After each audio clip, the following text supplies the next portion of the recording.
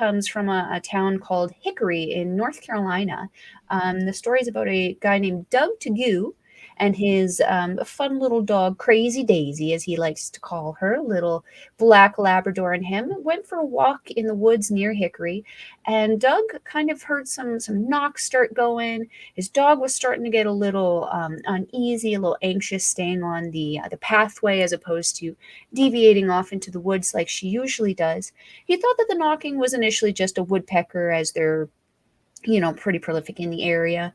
But he came across a dark figure that was hunched down behind a stump. And it kind of, as he said, as an animal enthusiast, he said it looked like a silverback gorilla, just kind of sitting on the ground behind a stump, moving its head around, doing something. It had no care to whatever Doug and his dog were doing. Um, Something that I had noted about the story, though, is that the dog wasn't barking. It was just staying on the path, which I find very suspicious. A little bit with, especially with labs. Labrador retrievers have a tendency to be that high energy and high alert kind of animal, as they're usually used for like service animals or in canine police and stuff like that. So that this dog wasn't losing its mind. And when I say that, I say that because he did film it. He filmed what he saw.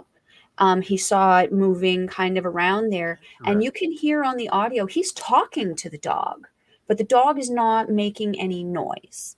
So that to me was kind of like a little weird at first. But continuing on, he did say that he noticed as he continued his walk past this creature, he noticed rocks were being thrown at him, and not like tiny little pebbles of a rock. He said they were sizable to a volleyball that were being tossed around him. Not, he didn't say that he felt threatened by the rocks. He said it kind of almost felt like a warning, as a don't get too much more close.